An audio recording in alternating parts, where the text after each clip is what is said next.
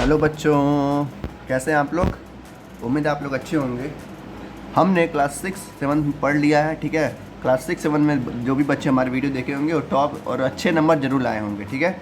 ऐसे ही क्लास 8 में भी हम लोग पढ़ेंगे और अच्छे नंबर लाने की कोशिश करेंगे। हमें क्या होता है, हम लोग अच्छे से समझते हैं और एग्ज़ाम में जाके उसको अपने मन से लिखते हैं, किसमें पॉइंट में लिखते हैं, ठीक है। जो भी आंसर आप लिखते हैं, क्या लिखते हैं, पॉइंट में लिखते हैं, क्योंकि उसमें नंबर कटने के बहुत ही कम चांस रहते हैं। जैसे 4 नंबर का है तो 4 पॉइंट, 5 नंबर का है तो 5 पॉइंट, ऐसे ही मैंने बताया है। और ऐसे ही क्लास 8, 9, 10, 11, 12 में भी यही हम पढ़ेंगे और ऐसे ही करेंगे, ठीक है। चलिए शुरू करते हैं अपना पहला चैप्टर क्लास 8 का, जो कि साइंस का चैप्टर है, क्रॉप प्रोडक्शन एंड मैनेजमेंट, ठीक है। कि क्रॉप कैसे प्रोड्यूस होता है और उसको कैसे मैनेज किया जाता है, ठीक है। यही इस चैप्टर में हम डिटेल में जानेंगे। यहाँ पर 2 बच्चे हैं इस बुक में, ठीक है, जिसका नाम है पहेली और भूजा। ये आपस में क्या करेंगे, क्वेश्चन करेंगे और हम उस क्वेश्चन का क्या करेंगे, आंसर देंगे, ठीक है। तो कह रहा है कि पहेली और भूजो भाई बहन है, ठीक है। ये अपने अंकल के घर जाते हैं, यानी कि अपने नाना के या दादा के घर जाते हैं गर्मियों की छुट्टी में। जैसे आप अभी गर्मी की छुट्टी होने वाली है ना, तो आप लोग घर जाएंगे। तो कह रहा ये लोग घर जाते हैं अपने, जो दादाजी हैं वो क्या है, एक किसान है।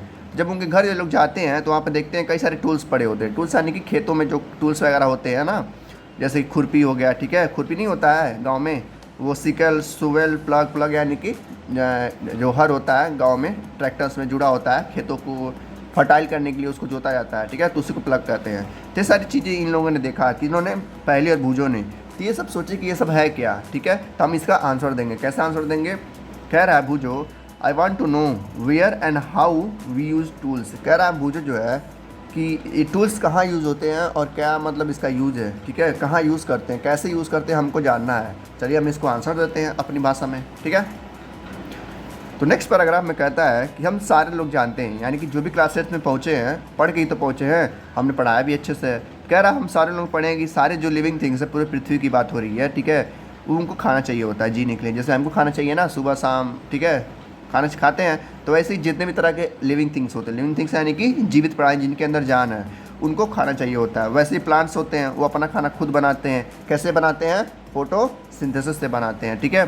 तो वही कह रहा है कि जितने भी तरह के लिविंग थिंग्स होते हैं, चाहे वो प्लांट हो, चाहे एनिमल हो, चाहे इंसान ही क्यों ना हो, उनको खाने की ज़रूरत होती है। तो वही कह रहा है animals including humans can not make their own food, यानी कि जो एनिमल, जो प्लांट्स हैं, ठीक है, वो तो अपना खाना बना लेते हैं खुद से इस सूरज की रोशनी में, लेकिन जो जानवर रहते हैं वो किस पे डिपेंड रहते हैं, दूसरे जानवर पे, ठीक है। तो उनका खाना किसी और, तो मतलब हर, कहने का मतलब ये है कि हर अलग अलग तरह के जानवर का अलग अलग खाना होता है, ठीक है। जैसे मान लो गाय होती है, गाय क्या खाती है, घास फूस खाती है, ठीक है, भूसा खाती है।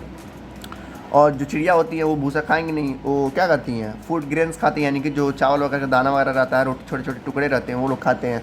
हम क्या खाते हैं, हमारा खाना अलग है, ठीक है। और मतलब जितने भी तरह के जानवर हैं उनका अलग अलग तरह का खाना है, और अलग तरह खाना वो लोग एक दूसरे के डिपेंड करते हैं। तो कह रहा उसमें से, उन सारे जानवरों में से बस प्लांट ही मतलब ऐसे स्पीसीज़ हैं जो अपना खाना खुद बनाते हैं, यानी किसी से डिपेंड नहीं रहते हैं, जानवरों की तरह, इंसानों की तरह। इंसान भी क्या है, एक तरह से डिपेंड है दूसरे खानों पर, ठीक है। नेक्स्ट कह रहा है आगे आगे बढ़ने से पहले, यानी कि चैप्टर में आगे बढ़ने से पहले हमको जानना पड़ेगा कि हम खाना खाते क्यों हैं। लिखा है ना, first of all why do have to eat food, मतलब हम खाना क्यों खाते हैं आखिर। आप ही सोचिए, खाना क्यों खाते हैं, जिंदा रहने के लिए सबसे पहले, यानी कि लाइफ को आगे बढ़ाने के लिए।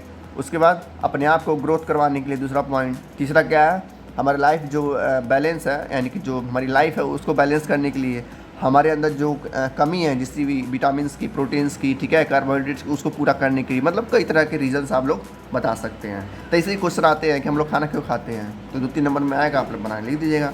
नेक्स्ट पैराग्राफ क्या कहता है, कह रहा है कि जो भी हम खाना खाते हैं, ठीक है, जो भी खाते हैं, चाहे बर्गर खाए, चाहे चाउमीन खाए, चाहे खाना खाएं, जो भी खाते हैं, उसको बाद में पचाने के बाद, यानी कि डाइजेशन के बाद क्या बनता है, उसको एनर्जी हमको मिलती है, ठीक है। जैसे हमने क्या किया, चावल, मतलब सुबह में क्या किया, दाल भात चावल खाया, ठीक है। खाने के बाद जब हम उसको स्कूल जाते हैं तो हमको एनर्जी मिलती है, जिसकी वजह से हम पूरे दिन वहाँ पर स्कूल में रह सकते हैं, पढ़ सकते हैं। कह रहा है उस एनर्जी को कैसे मतलब ट्रांसफॉर्म किया जाता है, डाइजेशन के द्वारा। जब खाना पच जाता है, डाइजेस्ट हो जाए, डाइजेशन यानी कि खाना पचना को डाइजेशन कहते हैं। और रिस्पिरेशन होता है, एक्सक्रीशन होता है, जिसकी वजह से हमारा बॉडी क्या होता है, पूरी तरह से काम कर पाती है, ठीक है। कह रहा we get our food from plants animals both, यानी कि हम क्या हैं, ओमनीवोरस हैं, यानी कि हम जानवर को भी खाते हैं, मतलब जो इंसान होते हैं वो क्या करते हैं, जानवरों को भी खाते हैं, यानी कि कार्निवोरस को भी, और प्लांट्स को भी, यानी कि हर्बीवोरस को, यानी कि दोनों क्या है, ये ओमनीवोरस है, यानी कि जो इंसान है वो फूड पे भी सॉरी प्लांट्स पे भी और एनिमल्स पे दोनों पे डिपेंड है, ठीक है, ये कह रहा है। फिर जो भूजो है, अगला क्वेश्चन क्या पूछता है, कह रहा है कि जो देखो खाना जो है सबको चाहिए, तो जाहिर सी बात है जितने भी लिविंग थिंग्स हैं सबको खाना चाहिए। कह रहा हम इतने बड़े पैमाने पे हम कैसे खाना को प्रोड्यूस कर सकते हैं, यानी कि कैसे ये लोग मतलब जो किसान हैं कैसे इतनी बड़ी मात्रा में खाना को प्रोड्यूस करते हैं। तो ये भी लाल लोग जानते हैं, जो आपके गांव में किसान होंगे या जो पिताजी अगर किसान होंगे, आपके घर में कोई किसान होगा तो क्या करता है, खेत में जाके मेहनत करता है, पानी चलाता है, वीड्स को मतलब खेती करता है, जो भी चीज़ करता है बहुत मेहनत लगती है, तब जाके 2-3 कुंटल या 10 कुंटल या 5 कुंटल चावल या गेहूँ प्रोड्यूस हो पाता है, ठीक है। तो वही हमको आगे देखना है। फिर आती है पहली क्या कहती है, food has to be produce on large scale, यानी कि जो भी खाने हैं, जितने भी तरह के लिविंग थिंग्स हैं या जितने भी इंसान हैं, ठीक है, वो खाना क्या करते हैं बहुत ही बड़े पैमाने पे प्रोड्यूस करते हैं, यानी कि 10-10 एकड़ में, ठीक है, 20-20 एकड़ में क्या करते हैं खाने को प्रोड्यूस करते हैं। यानी कि भाई कंट्री तो बहुत बड़ा है, तो बहुत ज़्यादा नंबर में किसान भी हैं, तो क्या करते हैं हर किसान अपना अपना खाना यानी कि अपना अपना फूड ग्रेन्स को प्रोड्यूस करते हैं और उसको मार्केट में बेचते हैं, फिर वो किसी और के पास पहुंचता है, फिर वो उसको खरीद कर खाता है। इस तरीके से पूरे इंडिया के लोग हैं, पूरे इंडिया के लोग छोड़ो, पूरे भारत के लोग सॉरी पूरे वर्ल्ड के लोग क्या करते हैं, यही काम करते हैं, जिसकी वजह से हमारा लाइफ चल रहा है और हमको खाना मिलता रहता है।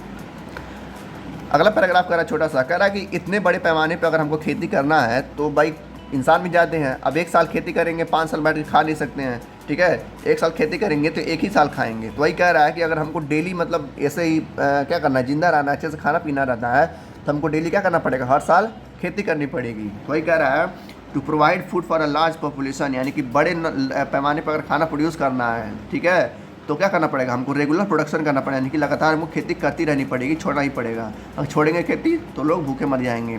प्रॉपर मैनेजमेंट करना पड़ेगा, यानी कि उसको देखभाल करना पड़ेगा फसल को।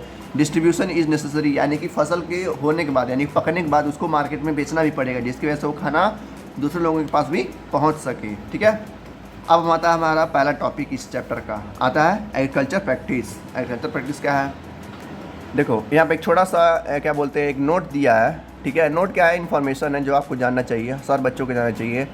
कह रहा है जो पहली बार खेती हुई थी, यानी कि जो पहली बार खेती हुई थी इंसानों के द्वारा, वो 10,000 BC हुए, यानी कि बिफोर क्राइस्ट के माने जो जीसस क्राइस्ट हैं उनके पैदा होने के 10,000 साल पहले खेती हुई थी, ठीक है। कह रहे जो पहले के लोग तो नोमैडिक थे, नोमैडिक मतलब कि एक जगह से दूसरी जगह लोग घूमते रहते थे, शिकार करते थे और खाते पीते थे, वो खेती नहीं करते थे, ठीक है।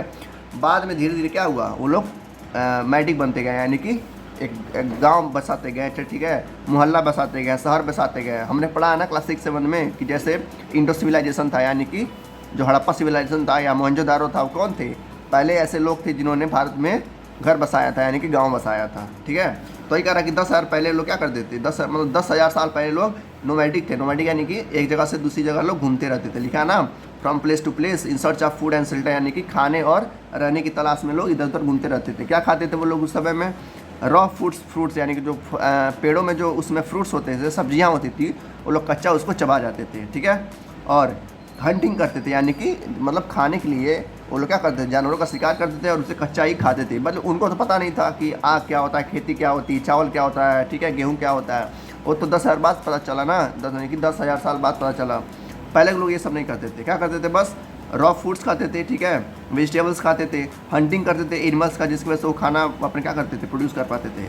बाद में करा लेटर, यानी कि बाद में they could cultivate land and produce rice, यानी कि वो बाद में खेती करके क्या प्रोड्यूस किए, राइस यानी कि चावल, ठीक है, गेहूँ और दूसरे फसल। जैसे कि इसकी वजह से क्या हुआ, एग्रीकल्चर का जन्म हुआ, कहाँ पे, पृथ्वी पे। इस तरीके से लोगों ने क्या किया, शिकार वगैरह छोड़ के, यानी कि नोमैडिक लाइफ छोड़ के मैडिक लाइफ बसना शुरू किया, यानी कि गांव बसाने लगे। उस गांव में लोग खेती करने लगे, खेती करने के बाद चावल, गेहूं और तो कई तरह के फसल को लोग उगाने लगे, ठीक है। इसकी वजह से एग्रीकल्चर का बॉर्न हुआ, यानी कि जन्म हुआ। देखो एक यहाँ सिंपल सा डेफिनेशन दिया है किसका, क्रॉप का अगर एग्जाम में आपका डेफिनेशन आता है तो सिंपल सा क्या लिखेंगे आप, देखिए अपनी भाषा में समझिए।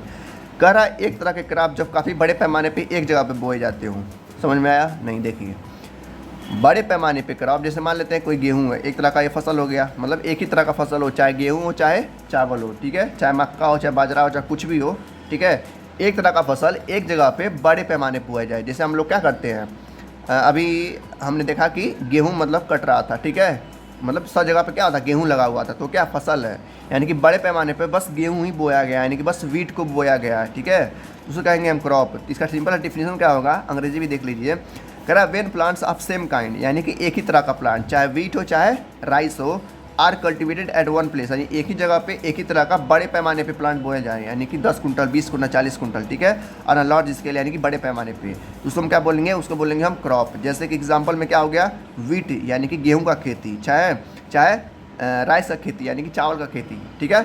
तो एक जगह पे यानी कि पूरे एक गांव में या पूरे एक डिस्ट्रिक्ट लेवल पे एक ही तरह की खेती हो रही हो, जैसे होता है ना गेहूं एक सीजन में लगता है, फिर धान लगता है यानी कि मतलब चावल लगता है, तो तुम क्या बोलेंगे, क्रॉप यानी कि फसल बोलेंगे, ठीक है। तो सिंपल सा डिफरेंस होगा किसका, फसल का। कह रहा है नेक्स्ट पॉइंट, आप लोग जानते हैं क्या होता है, क्रॉप्स कई तरह के होते हैं, यानी कि सीरियल क्रॉप होते हैं, जैसे कि सीरियल क्रॉप यानी कि राइस वही और वीट यानी गेहूं और चावल, ठीक है। सब्जियां होती हैं कई तरह की, फ्रूट्स होते हैं कई तरह के, मैंगो बनाना पाइनएप्पल, ठीक है, कई तरह के होते हैं। इनको क्लासीफाई किया है अलग अलग रीजन में, यानी कि अलग अलग जगह पे ये होते हैं। भाई फ्रूट्स मतलब एप्पल है, एप्पल क्या होगा, तमिलनाडु में होगा नहीं, गुजर एप्पल वहीं पर होगा जहाँ पर ठंडा होगा, यानी कि हिमाचल प्रदेश कश्मीर, ठीक है, इस जगह पे एप्पल होता है। तो मतलब अलग तरह के क्रॉप्स, अलग अलग तरह की सब्जियाँ अलग अलग जगह पे होती हैं, ठीक है, वही कह रहा है। नेक्स्ट पॉइंट कह रहा है कि इंडिया बहुत बड़ी कंट्री है, वास्ट यानी कि बहुत बड़ी कंट्री है। देखो अंग्रेजी के जो वर्ड रहते हैं ना, उसको आपको हिंदी समझना चाहिए, जब समझ जाएंगे तो आप जब आंसर लिखेंगे पॉइंट में, तो काफ़ी आसानी से आप आंसर देख सकते हैं। तो उसका हिंदी भी जाना चाहिए कि क्या होता है। कह रहा है इंडिया बहुत बड़ी कंट्री है, यानी कि बहुत ही वास्ट कंट्री है। इसका क्लाइमेट कंडीशन क्या है, थोड़ा गर्म रहता है, यानी कि इसका टेम्परेचर मतलब बारिश वगैरह आता रहता है। बारिश कहाँ आता है, जहाँ टेम्परेचर हाई रहता है, यानी कि 25-30 डिग्री 35 डिग्री रहता है। तो ये कह रहा है कि ऐसा जगह है जहाँ पर टेम्परेचर काफ़ी ज़्यादा हाई रहता है, ह्यूमिडिटी रहती है, ह्यूमिडिटी यानी कि उमस रहता है, रेनफॉल भी वगैरह आता रहता है अलग अलग जगह पे अलग अलग हिसाब से, ठीक है। चलते हैं नेक्स्ट पॉइंट पे। तो ये कह रहा है कि अलग अलग जगह पे अलग अलग क्रॉप्स क्या होते हैं, उगाए जाते हैं, यानी कि बोए जाते हैं। तो ये कह रहा है variety of crops grown in different parts of the country, यानी कि पंजाब में गेहूँ होता है, ठीक है, बंगाल में क्या होता है, चावल होता है, यूपी में दोनों होता है, मतलब अलग अलग जगह पे अलग अलग फसल किया जाता है, ठीक है, क्योंकि अलग अलग मिट्टी होती है, ठीक है। कोई पूछता है आपसे कि अलग अलग जगह पे अलग अलग फसल के होते हैं, एक ही जगह क्यों नहीं होते हैं, सिंपल सा आपको आंसर क्या देना है कि वहाँ की मिट्टी अलग होती है, यानी कि जो सॉइल होता है वहाँ का वो डिफरेंट होता है, ठीक है। कह रहा है कि दीज आर, यानी कि 2-3 क्रॉप्स हैं जो कि मेन नाम आते हैं, यानी कि खरीफ और रबी। ये आपसे हमेशा एग्जाम में पूछेगा, जब तक आप पढ़ेंगे क्लास 9th में 8th में, ठीक है, 10th 11th 12th, ये हमेशा आता है। 1 वर्ड में 2 वर्ड में आएगा ही आएगा। अभी आप क्लास 8 में है तो 2 वर्ड में आएगा, यानी कि 2 नंबर में, तो 2 नंबर यानी कि 4 नंबर हो गया, बस आपको ध्यान से समझना है, ठीक है।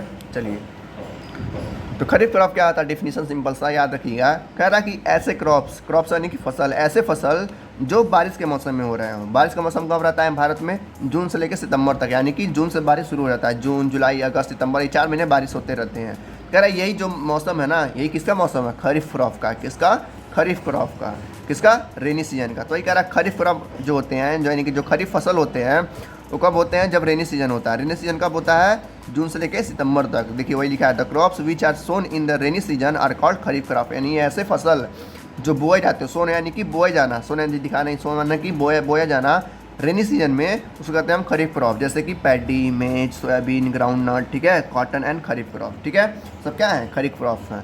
अब बताएं दूसरा रबी क्रॉप, ठीक, इसका उल्टा होगा। रबी क्रॉप क्या होगा, कह रहा है ऐसे क्रॉप्स जो बोए जाते हो विंटर सीजन में, विंटर यानी कि ठंडी के मौसम में। ठंडी का मौसम कब आता है, अक्टूबर, नवंबर, दिसंबर, जनवरी, फरवरी, मार्च, ठीक है।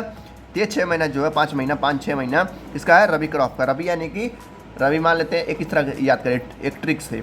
रबी एक लड़का है जिसको बहुत ज़्यादा ठंडा लगती है, तो ठंड मतलब कि ठंड कब लगती है, वही अक्टूबर नवंबर दिसंबर में। तो रबी क्रॉप भी कब होती है, अक्टूबर नवंबर दिसंबर में। क्या क्या क्रॉप्स होती हैं रबी क्रॉप्स में, वीट हो गया, ग्राम हो गया, पी हो गया, मस्टर्ड हो गया और लिनसीड हो गया, ठीक है। तो इस तरीके से 2 फसल थी, कौन कौन सी, खरीफ क्रॉप जो बारिश के मौसम में होती है, कौन कौन से, पैडी, मीज, सोयाबीन। बस इतना ही लिखना है आपको। देखो इसमें 3 पॉइंट बनना है आपका, 2 नंबर में आएगा, 3 पॉइंट लेंगे बहुत होगा, पूरा का पूरा नंबर मिलेगा, नंबर कटेगा ही नहीं आपका। देखो पहला पॉइंट क्या हो गया, the crops which are sown in the rainy season are called kharif crop, पहला पॉइंट। दूसरा point, the rainy season in India generally from June to September, यानी कि पहले बोला है कि रेनी सीजन में होता है। दूसरा पॉइंट क्या बोल रहा है कि रेनी सीजन कब होता है, जून से लेकर सितंबर तक, दूसरा पॉइंट। तीसरा पॉइंट एग्जांपल में लिख देंगे कौन कौन से फसल होते हैं, तो पैडी, मेज, सोयाबीन, ग्राउंड नट, वैसे इसमें 3 पॉइंट लिख देंगे, ठीक है। अब देखिए कहता है besides these pulse and vegetable are grown during the summer at many places. कह रहा है इनके अलावा, यानी कि खरीफ और रबी के अलावा कुछ प्लांट्स ऐसे हैं, कुछ या फसल ऐसे हैं, जैसे कि दाल, सब्जियाँ, ये समर में ही बोई जाती हैं, यानी कई जगह पे। यानी कि ये लगभग देखा जाए सब्जियाँ क्या होती हैं, हर साल बोई जाती हैं, मतलब कि ठंडी में अलग सब्जियाँ होती हैं, गर्मी में अलग सब्जियाँ होती हैं। तो वही कह रहा है कि सब्जियों और जो दाल होती हैं वो भी बोई जाती हैं समर के मौसम में। तो इन दोनों को ध्यान से समझ लीजिएगा, ठीक है। अगला टॉपिक आता है basic practice of crop production. पहला जो भूजो है क्या क्वेश्चन पूछता है, कह रहा why paddy can not be grown in the winter season. जैसे बात है कि जो पैडी है, पैडी यानी कि जो चावल है, कह रहा है कि चावल ठंडी के मौसम में क्यों नहीं होता है। अब बता सकते हैं, मैं बताता हूँ, ठीक है, सुनिए ध्यान से। पैडी इसलिए नहीं विंटर सीजन में हो पाता है, ठंडे मौसम में नहीं हो पाता है, क्यों? क्योंकि जो हमारा चावल का जो वातावरण चाहिए वो चाहिए गर्म यानी कि उसको पानी नहीं चाहिए होता है, मतलब सॉरी ज़्यादा से ज़्यादा पानी चाहिए होता है, किसको? चावल को। पानी मतलब कि रेनी सीजन कब होता है? वही जून से सितंबर तक। तो इसीलिए जो चावल है वो ठंडी मौसम में नहीं हो पाता है, क्योंकि ठंडे मौसम में ना ही ज़्यादा टेम्परेचर होता है, ना ही ज़्यादा गर्मी होती है, ठीक है, ठंड पड़ती है ना, तो ठंड में चावल उग नहीं पाएगा, इसलिए नहीं हो पाता है। दूसरा रीज़न कि पानी नहीं मिल पाता है, यानी कि गर्मी के मौसम में बारिश होता रहता है जिसकी वजह से फसलों को पानी मिल पाता है, लेकिन ठंडी के मौसम में बारिश नहीं होती है जिसकी वजह से पानी नहीं मिल पाता है। इस वजह से चावल क्या होगा? विंटर सीजन में नहीं होगा। तो कोई आपसे पूछता है कि भाई चावल बताओ क्यों ठंडी मौसम में नहीं होता है, क्यों गर्मी के मौसम में नहीं होता है, तो आप सिंपल से बता देंगे कि ये कंडीशन है, ये सिचुएशन है जिसकी वजह से चावल जो है कहाँ नहीं हो पाता? ठंडी के मौसम में। अब आ जाइए पहली क्या कहती है, paddy required a lot of water. देखो वही चीज़ बताया जो मैंने बताया, इसका जवाब दिया है भूजू का जो है, पहली ने जवाब दिया है, कह रही है कि चावल जो होता है ना, जो पैडी होता है, पैडी मतलब कि चावल, ठीक है, जो पैडी होता है उसको काफ़ी ज़्यादा मात्रा में पानी चाहिए होता है, जो कौन दे सकता है? बस रेनी सीजन यानी कि खरीफ क्रॉप, ठीक है, इसलिए ये रेनी सीजन में ही बोया जाता है, यानी कि जून से लेकर सितंबर के बीच में, ठीक है। अब आते हैं अगला टॉपिक पे। नेक्स्ट आता है कि जो हमारा कल्टीवेशन होता है, यानी कि जो खेती होती है उसमें कई सारे स्टेप्स होते हैं। स्टेप्स यानी कि भाई खेती होती है ना, तो उसमें कई सारे स्टेप्स होते हैं जिसकी वजह से खेती की जाती है। तो कौन कौन से ऐसे स्टेप होते हैं जिसकी वजह से खेती की जाती है? देखिए एक एग्जांपल लीजिए। मान लेते हैं कि अचानक से क्या हुआ, सारे लोग ख़त्म हो गए, यानी कि मतलब कोई एलियन वगैरह आ गए और सारे लोगों को मार दिए और बस लगभग 1-2 लाख लोग बचे हैं पूरे पृथ्वी पे। तो भाई जिसको पता होगा खेती करना हो तो कर लेगा, अपना खाना पेट भर लेगा, जिसको नहीं पता होगा वो क्या करेगा? सुनिए ध्यान से सुनिएगा। मान लेते हैं कि आप बच गए, ठीक है, आपको पता नहीं है कि खेती कैसे होती है।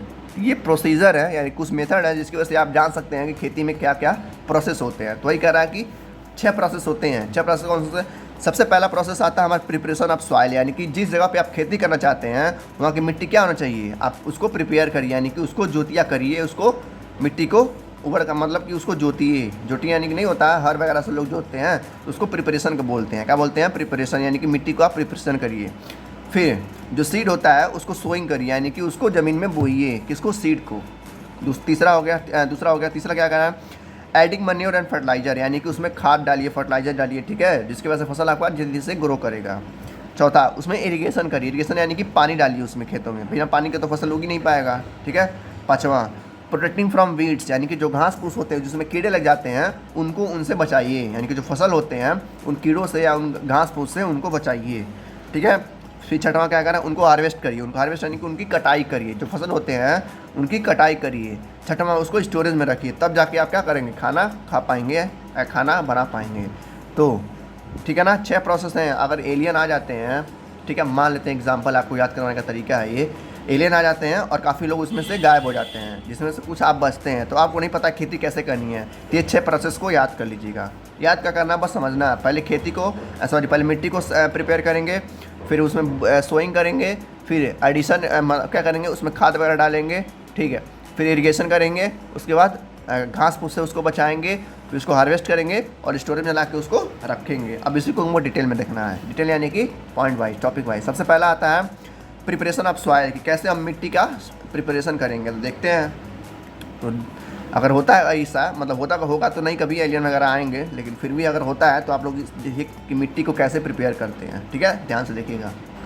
जो इस टॉपिक का पहला ग्राफ है, यानी पहला जो पैराग्राफ है ये कहता है कि जो मिट्टी होती है, जब भी खेती करेंगे तो सबसे पहला प्रोसेस यही आता है, यानी कि मिट्टी को क्या करना है, उसको फ्रेश करना। इस तरीके से दिखाया गया ना यहाँ पे, देखिए किसान है इस मिट्टी को क्या कर रहा है? प्रिपेयर कर रहा है। इस तरीके से आपको भी उस मिट्टी को प्रिपेयर करना है, जिसकी वजह से जो मिट्टी क्या होगी? फर्टाइल होगी, उसमें नाइट्रोजन वगैरह जाएगा, ऑक्सीजन जाएगा, और जो उसमें पौधे लगाएंगे आप तो अच्छे से उसको ग्रो करवा पाएगा। तो ये प्रिपरेशन काफ़ी मतलब इंपॉर्टेंट हो जाता है। तो वही कह रहा है कि preparation of soil is the first step before growing a crop, यानी कि फसल को उगाने से पहले सबसे पहला प्रोसेस यही आता है कि आप मिट्टी को क्या करिए? उसको प्रिपेयर करिए, उसको अच्छे से जोतिए, ठीक है। दूसरा पैराग्राफ क्या कहता है? कह रहा है कि जब आप इस तरीके से खेती करेंगे, यानी किस तरीके से जब आप सॉइल का प्रिपरेशन करेंगे, जब उसको खेतों को जोतेंगे तो क्या होगा, उसमें जो कीड़े वगैरह होंगे, यानी कि जो अर्थवर्म्स होंगे, अर्थवर्म जानते हैं ना, केचुआ होता है जो खेतों में पाया जाता है। केचुओं को देखो, ये आपको कोई बताएगा नहीं, केचुए जो होते हैं, जो अर्थवर्म्स होते हैं, वो किसानों के दोस्त होते हैं। यानी कि जो ये किसान है ना, इसके दोस्त कौन है, केचुए हैं। कैसे, देखो, जो आप लोग खेती करते हैं, यानी कि जो आप सॉइल का प्रिपरेशन करते हैं, यानी कि जो खेत जोतिया होता है, यानी कि जो खेतों को जोता जाता है, ठीक है, तो क्या होता है कि जो उस मिट्टी रहती है ना, उस मिट्टी के अंदर नाइट्रोजन चला जाता है, ऑक्सीजन जाता है, जिसकी वजह से जो अर्थवर्म्स होते हैं अच्छी तरह से उसको कंजर्व कर लेते हैं, यानी कि हथिया लेते हैं। फिर जब आप फसल को लगाते हैं तो वही जो अर्थवर्म्स होते हैं वो किसको देते हैं, फसल को देते हैं। यानी कि जो फसल के रूट्स रहते हैं, जो जड़ें होती हैं मिट्टी के अंदर, उसको वो लोग प्रोवाइड कराते हैं, जिसकी वजह से फसल आपका अच्छी तरह से ग्रो कर पाता है, यानी कि बढ़ पाता है। तो वही कह रहा है कि यहाँ पे देखो लिखा है, the लूजन soil helps in the growth of earthworms, यानी कि जो अर्थवर्म्स होते हैं या जो माइक्रोब्स होते हैं, छोटे छोटे कीड़े मकोड़े रहते हैं, यानी कीड़े मकोड़े बाहर वाले नहीं, बहुत ही छोटे लेवल पे होते हैं, मतलब माइक्रो लेवल पे, ठीक है। तो वो क्या करते हैं, सॉइल को एक तरह से दोस्त बना लेते हैं, यानी कि जो सॉइल की मिट्टी होती है उसमें सारा चीज़ भर देते हैं, नाइट्रोजन भर देंगे, ऑक्सीजन भर देंगे, कार्बन डाइऑक्साइड भर देंगे। इसी वजह से जब आप फसल को उसमें बोएंगे तो फसल अच्छे से ग्रो कर पाएगा। तो वही क्या लिखा है कि दिस ऑर्गेनिज्म, यानी कि जो अर्थवर्म्स होते हैं, जो माइक्रोब्स होते हैं, वो दोस्त होते हैं किसके, किसानों के, क्योंकि यही जो होते हैं क्या करते हैं, उस मिट्टी के अंदर ह्यूमस प्रोवाइड कराते हैं। ह्यूमस यानी कि नमी प्रोवाइड कराते हैं, जिसकी वजह से फसल अच्छे से ग्रो कर पाता है, उसको नाइट्रोजन देते हैं, प्रोटीन की मात्रा। मतलब इस तरीके से जो ऑर्गेनिज्म होते हैं, जो जो कीड़े होते हैं, कीड़े यानी कि अर्थवर्म्स, ठीक है। कोई पूछता है कि खेतों में ऐसे कौन से कीड़े मकोड़े होते हैं, तो अर्थवर्म्स होते हैं और माइक्रोब्स होते हैं, जिनको फ्रेंड्स भी कहा गया है, किसका, किसान का, ठीक है। क्यों, क्योंकि मिट्टी को ह्यूमस प्रोवाइड करवाते हैं और जब फसल आप लगाएंगे उसमें तो फसल को अच्छे से ग्रो करवाते हैं ये, ठीक है। अब आते हैं अगला टॉपिक। नेक्स्ट कह रहा है कि हमने पढ़ा पिछले चैप्टर में, यानी कि पिछले क्लास में पढ़ा है कि जो सॉइल होता है ना, उसके अंदर मिनरल्स होते हैं। ये तो हम जानते हैं, मिनरल्स होते हैं, वाटर होता है, एयर होता है, ठीक है, ये सारे और कुछ लिविंग ऑर्गेनिज्म होते हैं। जैसे अभी हमने देखा अर्थवर्म्स और माइक्रोस्कोप्स, यानी कि उस मिट्टी के अंदर होते हैं। कैसे होते हैं, देखो, डेड प्लांट्स एंड एनिमल, यानी कि मरे हुए पौधे और जानवर, जब पौधे और जानवर मर जाते हैं खेतों में तो क्या होता है, सड़ जाते हैं, जिसकी वजह से वो बाद में खाद बन जाता है, ठीक है। खाद बनने के बाद वो क्या होता है, मिट्टी को और ज़्यादा फर्टाइल बना देता है और ज़्यादा उपजाऊ बना जाता है, जिसकी वजह से खेती और ज़्यादा बढ़ जाती है। तो ये चीज़ यहाँ पर लिखा है, तो कह रहा है डेड प्लांट्स एंड एनिमल, यानी कि मरे हुए पौधे और मरे हुए जानवर जब सड़ जाते हैं मिट्टी में तो मिट्टी क्या होती है, बहुत ज़्यादा न्यूट्रिएंट हो जाती है, यानी कि बहुत ज़्यादा उपजाऊ हो जाती है, ठीक है। Release back into the soil, these nutrients are again absorb by plants. इस न्यूट्रिएंट को, यानी कि जो मरे हुए पौधे और जानवर थे, जब सड़ जाते हैं पूरी तरह से तो खाद में कन्वर्ट हो जाते हैं। जब पौधा लगाएंगे, यानी कि जो फसल लगाएंगे, तो फसल क्या करेगी, उस न्यूट्रिएंट को एब्जॉर्ब कर लेगी, ठीक है। मतलब कि सड़े हुए पौधे, सड़े हुए एनिमल्स के न्यूट्रिएंट्स को एब्जॉर्ब कर लेगी, फिर वो अपनी तरह में ग्रो करेगी। इस तरीके से जो सड़े हुए प्लांट्स और एनिमल्स रहते हैं वो भी अपना एक तरह से भूमिका निभाते हैं प्लांट्स को ग्रो करवाने के लिए, यानी कि फसल को बढ़ाने के लिए। नेक्स्ट पॉइंट में कह रहा है कि हमने ये भी जाना है कि जो मिट्टी होती है, यानी जो खेतों की मिट्टी होती है, उसका ऊपर का लेयर ही बस क्या होता है, उपजाऊ होता है, यानी कि लगभग कुछ सेंटीमीटर तक, यानी कुछ सेंटीमीटर, यानी कि लगभग मान लेते हैं 20 से 15 सेंटीमीटर तक, ठीक है। क्या होती है, जो मिट्टी होती है वो उपजाऊ होती है, यानी कि फसल को उगाने लायक होती है। उसके जो नीचे मिट्टी रहती है, मान लेते हैं मिट्टी है हमारी, ठीक है, ये ऊपर वाली मिट्टी है जहाँ पर खेती की जाती है। तो ये जो पूरी मिट्टी होगी, जो ऊपर वाली उंगली है, बस यहीं पर खेती हो पाएगी, यानी कि यहीं की मिट्टी क्या है, फर्टाइल है, यानी कि उपजाऊ है।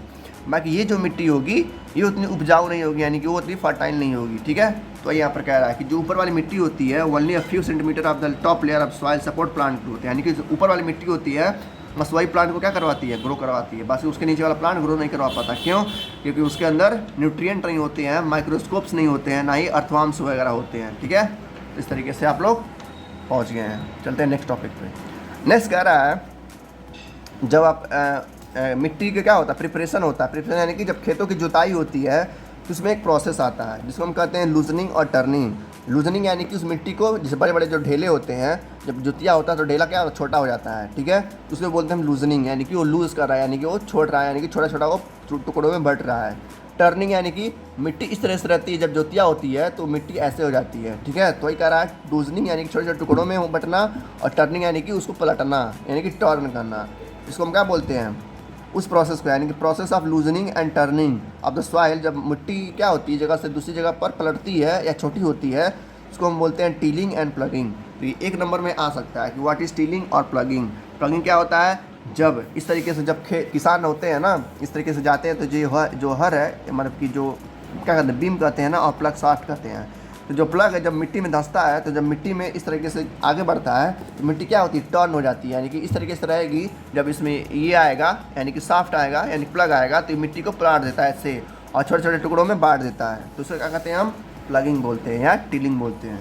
तो वन वर्ड में एग्जाम में आएगा तो आप बता सकते हैं कि क्या होता है loosening and turning of soil, यानी कि छोटे छोटे टुकड़ों में बढ़ जाना या टर्न हो जाना, उसको क्या बोलेंगे, प्लगिंग।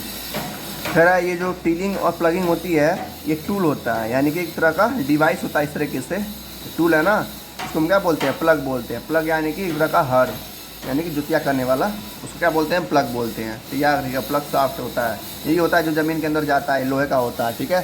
ज़मीन के अंदर जाता है तो उसको क्या करता है, उसको लूज़ करता है और टर्न करता है, ठीक है। तो ये भी पूछ सकता है कि कौन सा टूल्स है जिसकी वजह से प्लगिंग या टिलिंग होता है, कौन सा टूल है, प्लग है। क्या कहते हैं, प्लग, PLOUGH, प्लग, ठीक है। ये किससे बना होता है, ये लकड़ी और आयरन से बना होता है। ये देखिए ये आयरन है और ये पूरा लकड़ी है। इस तरीके से क्या होता है, ये बैलों के गर्दन पे रहता है इस तरीके से, और ये ज़मीन के अंदर रहता है, जिसकी वजह से क्या होता है, प्लगिंग होता है, यानी कि लूजनिंग और टर्निंग होता है खेतों में, ठीक है।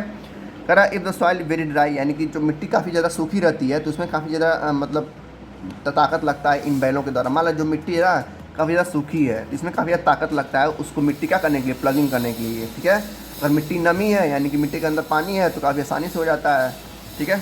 जाहिर सी बात है जब मिट्टी ज़्यादा बहुत ज़्यादा हार्ड रहेगी तो उस बैलों को काफ़ी ज़्यादा मेहनत करना पड़ेगा, ठीक है। वही मिट्टी जब सूखी रहती है यानी कि नमी वाला रहती है, वाटरिंग वाला, तो कम मेहनत करना पड़ता है। तो वही बोल रहा है यहाँ पर। फिर क्या कह रहा है, नेक्स्ट कह रहा है कि सब करने के बाद यानी कि प्लगिंग करने के बाद जो मिट्टी होता है उसके बाद क्या डाला जाता है, उसके बाद उसको लेवलिंग किया जाता है, यानी कि बराबर किया जाता है। जैसे क्या होता है, जुतिया करने के बाद जो मिट्टी होता है ना उबड़ खाबड़ हो जाता है, खेत क्या होता है, खेत की मिट्टी उबड़ खाबड़ हो जाती है, फिर उसको लेवलिंग किया जाता है, यानी कि बराबर सपाट किया जाता है। सपाट करने के बाद उसको क्या करता है, मैन्योर किया, मैन्योर यानी कि खाद जो वगैरह होते हैं, खाद जानते हैं ना, खाद, उसको ऐड करते हैं खेतों में। फिर ऐड करने के बाद फिर एक बार और क्या करेंगे, प्लगिंग करेंगे, जिसकी वजह से खाद अच्छे से मिट्टी में मिल जाती है और मिट्टी अच्छे से फर्टाइल हो जाती है। तो यहाँ पर लिखा है कि sometimes manure is added to the before tilling, यानी कि प्लगिंग करने से पहले खाद को क्या करते हैं, ऐड कर देते हैं। उसके बाद क्या करते हैं, जुतिया करते हैं, जिसकी वजह से खाद अच्छे से मिल जाती है मिट्टी में, ठीक है। तो एक प्रोसेस है, मतलब ऐसे ही है बस। The soil is must before sowing, यानी कि बोने से पहले, आप फसल जब बोएंगे उसमें खेतों में तो उसको बोने से पहले आप क्या करेंगे, प्लगिंग करेंगे, यानी कि सॉइल का प्रिपरेशन बोलेंगे। तो ये था हमारा पहला टॉपिक। दूसरा टॉपिक आता है, दूसरा मेथड आता है खेती करने का, एग्रीकल्चर इम्प्लीमेंट। नहीं, ये दूसरा नहीं है, इसके अंदर ही है, दूसरा कुछ और है। इम्प्लीमेंट यानी कि इसके कुछ मतलब डिवाइस या पार्ट्स कर सकते हैं। जैसे अभी हमने देखा ना, बैल थे यहाँ पर, क्या था, एक प्लग साफ्ट था, किसान है, तो इस तरह के कौन से डिवाइस होते हैं जिसकी वजह से खेती किया जाता है। तो देखते हैं। कह रहा है ये ज़रूरी है कि मतलब खेती करने से पहले यानी कि सोइंग करने से पहले, सोइंग यानी कि बोने से पहले, फसल को बोने से पहले ये ज़रूरी है कि जो खेत की मिट्टी उसको क्या कर रहे हैं, बराबर कर सकें, उसको जुतिया करके फर्टाइल बना सकें इस तरीके से। तो जब ज्योति हम कर लेंगे, यानी कि जब जुतिया कर लेंगे, ज्योति यानी कि जब प्लगिंग कर लेंगे हम, प्लगिंग क्या होता है, लूजनिंग और टर्निंग, ठीक है। जब प्लगिंग हम कर लेंगे तो किस मेथड से होता है प्लगिंग, यानी कि जो हम प्लगिंग करते हैं, जब जुताई करते हैं खेतों की, तो कौन कौन से मेथड होते हैं। तो मेथड क्या का नाम है, प्लग यानी कि ये इस तरीके से जो होता है, यानी कि जो मिट्टी के अंदर होता है ना, प्लगिंग करता है, खेती करता है, जुताई करता है, उसको क्या बोलते हैं, हम प्लग बोलते हैं। दूसरा होता है हुई क्या होता है, इसी में एक होता है, ठीक है, इस तरीके से। फिर कल्टीवेटर यानी कि जो मतलब उसको कल्टीवेट कर रहा है, ठीक है। पहले देखते हैं प्लग क्या होता है, मैंने बताया ये वाला पूरा पार्ट क्या होता है, प्लग होता है, ठीक है। तो देखते हैं अच्छे से, हो सकता है वन वर्ड में आ जाए कि प्लग क्या होता है, तो ध्यान से सुनिएगा बस। कह रहा है जो प्लग है ना वो काफ़ी पहले से यूज़ होता आ रहा है, यानी कि मतलब बाबा आदम के ज़माने से भी यूज़ होता आ रहा है। यानी कि जो प्लग है हमारा, जो अभी मैंने देखा है, ये जो प्लग है ये बाबा आदम के ज़माने से यूज़ होता आ रहा है। बाबा आदम के ज़माने से यानी कि काफ़ी एशियन टाइम से, एशियन मतलब होता है पुराने समय से, मतलब काफ़ी पहले से ये यूज़ होता आ रहा है। इसका काम क्या होता है, टीलिंग करना, यानी कि मिट्टी को पलटना और उसको छोटे छोटे टुकड़ों में बांटना है, यानी कि उसको खेत जोतिया करना, ठीक है। और क्या इसका काम होता है, फर्टिलाइज़र को ऐड करके उसको मिलाना, यानी कि जब आप खेती करेंगे ऐसे क्या करेगा, खेत की जो मिट्टी होगी फर्टिलाइज़र आपस में मिल जाएंगे, तो वो होता है। तीसरा काम क्या होता है कि घास फूस को हटाना, वीड मतलब होता है घास फूस, यानी कि जो खेतों में घास उग जाते हैं उनको ये हटाने के लिए होता है। टर्निंग द सॉइल यानी कि मिट्टी को पलटने के लिए, जब मिट्टी को पलटते हैं ना, वही ने बोला यहाँ पर लूजनिंग और टर्निंग, तो यहाँ पर बोल रहा है प्लगिंग से क्या होता है, मिट्टी को पलटते हैं और लूज़ करते हैं, जिसकी वजह से मिट्टी क्या होती है, फर्टाइल हो पाती है। और ये किसके कारण होता है, बुल्स के, यानी कि जो बैल वगैरह होते हैं उनके कारण, घोड़ों के कारण और कैमल्स के भी कार्य किया जाता है। यानी कि जो ये बैल्स है ना,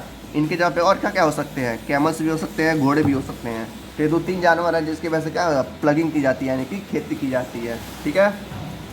तो इस तरीके से ये प्लग काम करता है, ठीक है। अब आते हैं होई। होई क्या होता है देखते हैं। देखो इसका अलग अलग क्या है नाम है, मतलब कुछ लोग होई बोलते हैं, कुछ लोग हो बोलते हैं, कुछ लोग होई बोलते हैं, मतलब अलग अलग नाम है। तो इसका बस आप लोग स्पेलिंग याद रखिएगा, प्लग और होई का, HOE। कह रहा है जो होई है वो एक सिंपल टूल है जो यूज़ किया जाता है घास को हटाने के लिए, यानी कि रिमूविंग वीड्स, वीड्स यानी कि घास को उसको हटाने के लिए, और लूजनिंग करने के लिए। लूजनिंग यानी कि जो मिट्टी होती है ना, मिट्टी उसको छोटे छोटे टुकड़ों में तोड़ने के लिए। लूज यानी कि तोड़ना या खोना। तो क्या करेंगे, जो बड़े बड़े टुकड़े होंगे जो मिट्टी के, उसको छोटे छोटे टुकड़ों में तोड़ता है कौन, होई, ठीक है। ये एक लंबा रॉड रहता है लकड़ी का, इस तरीके से होई रहता है, ठीक है। ये लंबा है ना, एक लंबा रॉड है, किसका, लकड़ी का बना होता है या आयरन का भी बना हो सकता है, ठीक है। जो क्या करता है, खेतों में जोतता है और खेती मिट्टी को क्या फर्टाइल बनाता है, ठीक है। दिखाते हैं फिगर इसका कैसे होता है होई। देखिए फिगर इसी तरीके से होता है होई, ठीक है। ये होता है रॉड। ये रॉड किसा हो सकता है, लकड़ी का या आयरन का भी हो सकता है, जिसकी वजह से मिट्टी अच्छी तरह से क्या हो सकती है, लूज और टर्न हो जाती है, यानी कि मतलब अच्छे से हो जाती है। तो ये थे हमारे पुराने टूल्स, यानी कि जो पहले के टाइम में यूज़ होते थे, ठीक है। अब बताएं कल्टीवेटर। कह रहा है आजकल के दिन में प्लगिंग क्या हो रहा है, ट्रैक्टर के द्वारा हो रहा है, यानी ट्रैक्टर क्या इस तरीके से जोतियाँ कर रही है, यानी खेतों में मिट्टी को पलाट रही है, लूज़ कर रही है, प्लगिंग कर रही है। पहले के लोग ये सब यूज़ करते थे बैल वगैरह, लेकिन अब के जितने लोग हैं किसान लोग हैं वो क्या करते हैं, ट्रैक्टर का यूज़ करते हैं खेतों में जोतियाँ करने के लिए। तो यहाँ पर कह रहा है कि now a days plugging is done by the tractor, ठीक है, driven cultivator. The use of cultivator saves labour and time, यानी कि ट्रैक्टर के आने की वजह से क्या हुआ, काफ़ी ज़्यादा टाइम बच गया है। यानी कि जो पहले बैल जब लगता था तो पूरा दिन लग जाता था एक मंडा खेत को जोतने के लिए, लेकिन अब क्या है, एक ही घंटे में हम पूरे अपने खेत को क्या कर सकते हैं, जोत सकते हैं, या कई एकड़ को हम जोत सकते हैं। तो ट्रैक्टर आने से काफ़ी ज़्यादा सुविधा हो गई है, ठीक है। तो कल्टीवेटर और कल्टीवेटर क्या है, जिसमें ट्रैक्टर का यूज़ होता है। तो कल्टीवेटर ड्राइवन बाय ट्रैक्टर। जो दूसरा हमारा मेथड है किसका, फसल को उगाने का, वो है सोइंग, यानी कि बोना, फसल को बोना। तो उसको देखते हैं अब। देखो सोइंग क्या होता है, कह रहा है sowing is another important part of crop production. भाई जब फसल को हम बोएंगे ही नहीं तो फसल होगा कहाँ से, इसीलिए कह रहा है कि सोइंग काफ़ी ज़्यादा महत्वपूर्ण है, यानी कि सोइंग करने से ही, यानी कि फसल को बोने से ही फसल बड़ा होगा और हमें बड़े पैमाने पे गेहूँ और चावल देगा। तो ये कह रहा है sowing is an important part of the crop production before sowing, यानी कि बोने से पहले या सोइंग करने से पहले good quality clean and healthy seed होनी चाहिए। यानी कि जो हमारे सीड्स हैं जो हम बोने वाले हैं खेतों में, वो सीड कैसे होने चाहिए, हेल्दी होने चाहिए, मतलब कि अच्छे खासे होने चाहिए, ठीक है। जो किसान होते हैं उन सीड का सिलेक्शन करते हैं कि कौन से सीड बोना है, कौन सा सीड फेंकना है। देखो सिलेक्शन ऑफ सीड कैसे होता है, यानी कैसे किसान पहचानते हैं कौन सा सीड बोने लायक है, कौन सा सीड फेंकने लायक है, यानी कि बेकार है। देखो यहाँ पर एक क्वेश्चन उठाई है किसने, पहली ने, पहली एक लड़की है जो मैंने बताया था स्टार्टिंग में। कह रही है कि मैंने देखा मम्मी को, अपने मम्मी को देखा कि वो क्या कर रही थी, एक वेसल में यानी कि एक गिलास में या कटोरे में कुछ सीड्स को उसमें डाल रही थी, ठीक है, पानी में। कह रहा उसने देखा कि पानी में डालने के बाद 2-3 मिनट बाद क्या हुआ, कुछ उसमें सीड है ऊपर तैरने लगे। यानी मान लेते हैं गिलास है और इसमें पानी भरा हुआ है, ठीक है, यहाँ तक पानी भरा हुआ है, ठीक है। हमने इसमें क्या डाला, सीड्स डाला, यानी गेहूँ वगैरह कुछ के दाने डाले, मतलब मान लें गेहूँ उठाते हैं और इसमें डाल देते हैं। डालने के बाद 1-2 मिनट बाद हम देखेंगे कि कुछ जो ग्रेन्स हैं वो नीचे बैठ जाएंगे, यानी कि बॉटम पे आ जाएंगे, और कुछ जो ग्रेन्स हैं वो तैरने लगेंगे। तो तैरने वाले जो ग्रेन्स होते हैं वो बेकार होते हैं, यानी कि वो खेतों में नई फसल, मतलब अगर उनको बोते हैं जो तैर रहे हैं तो पूरी तरह से बेकार हो जाएगा खेती, मतलब कुछ नहीं होगा। वहीं जो नीचे बॉटम वाले थे, ठीक है, अगर उनको हम खेतों में बोते हैं तो अच्छे फसल देते हैं। तो इस तरीके से हम सीड का सिलेक्शन करते हैं, कौन सा सीड बोने लायक है, कौन सा सीड फेंकने लायक है। तो इस तरीके से हमने जाना कि सोइंग कैसे करेंगे और सोइंग कितना ज़्यादा इंपॉर्टेंट है हमारे लिए। कह रहा जो अभी हम एक एक्सपेरिमेंट कर रहे थे, जब भी बोली है लड़की कि मैंने मम्मी को देखा था सीड को मतलब किस तरीके से वो अलग कर रही थी, तो कह रहा सबसे बेस्ट तरीका है जिसकी वजह से हम सीड को मतलब अच्छे सीड को हटा सकते हैं ख़राब सीड से। तो यहाँ पे लिखा है कि जो भारी सीड होंगे, यानी कि जो अच्छे सीड होंगे, जो पूरी तरह से फिट होंगे, हेल्दी होंगे, वो जाकर ग्लास के बॉटम पे बैठ जाएंगे, ठीक है। जो बेकार होंगे, जो बेकार सीड होंगे, जिसके अंदर कीड़ा मकोड़ा होगा या इसके जो सीड बर्बाद हो चुके होंगे, वो लगेंगे तैरने। तो कह रहा है ये मेथड काफ़ी अच्छा है, जिसकी वजह से हम अच्छे सीड्स को, यानी कि अच्छे क्वालिटी सीड्स को हम हटा सकते हैं और बुरे सीड्स को हम फेंक सकते हैं। जो अच्छे वाले सीड होंगे, जो हेल्दी सीड होंगे, यानी जो हेल्दी ग्रेन्स होंगे, उसको हम खेतों में बोएंगे और वो हमें अच्छे फसल देंगे। तो ये कह रहा है कि काफ़ी अच्छा मतलब तरीका है, जिसकी वजह से हम क्या कर सकते हैं, अच्छे सीड को हम या खेतों में बो सकते हैं। ये होता भी है, यानी कि जब आप लोग गांव में अगर कोई रहता होगा तो देखते होंगे जब खेती होने जाती, जब यानी कि जब सोइंग होती है तो जो घर के मतलब पापा होते हैं या भैया होते हैं, चाचा होते हैं, वो क्या करते हैं, एक बड़ा सा हंडा होता है, उस हंडे में पूरे ग्रेन्स को डाल लेते हैं 1-2 दिन के लिए, ठीक है। डालने के बाद जब देखेंगे कि 2 दिन बाद मतलब पूरी तरह से जो अच्छे ग्रेन्स होंगे वो नीचे बैठ जाते हैं, और जो बेकार ग्रेन्स होंगे, जो सड़े हुए होंगे, वो ऊपर आ जाते हैं। तो ऊपर वाले जो ग्रेन्स होंगे उनको हटा के फेंक दिया जाता है बाहर, ठीक है। और जो अच्छे ग्रेन्स होंगे उनको खेतों में लगा दिया जाता है, सोइंग कर दिया जाता है, जिसकी वजह से हमको अच्छे पैसे मिलते हैं। फिर आता है ट्रेडिशनल टूल। ट्रेडिशनल यानी कि पारंपरिक टूल जो पहले से यूज़ होते आ रहे हैं। कौन कौन से हैं? कह रहा है इस तरीके से कुप्पी होती थी। कुप्पी जानते हैं ना, गांव में होता है कुप्पी कहते हैं। इस तरीके से फनल उसको कहते हैं अंग्रेजी में। अंग्रेजी में कहते हैं हम फनल, और हिंदी में कहते हैं कुप्पी। तो जो पहले के लोग थे, यानी कि लगभग 1000-2000 साल जो पहले के लोग थे, जब ट्रैक्टर नहीं था तो लोग क्या करते थे, इस तरीके से बैल होता था, बैल के लोग क्या करते थे, मतलब इस तरीके से एक कुप्पी होता था। कुप्पी क्या करते थे, उस जो हो होता था, वो क्या होता है, जो मिट्टी में धंसा होता है, वहीं पे कुप्पी आती थी, और बैल जो थे उस खेत को जोतते रहते थे, और उसमें से ग्रेन गिरता रहता था, जिसकी वजह से खेती हो पाती थी। देखो यहाँ पर अच्छे से एक्सप्लेन किया गया फिगर में, ठीक है ना।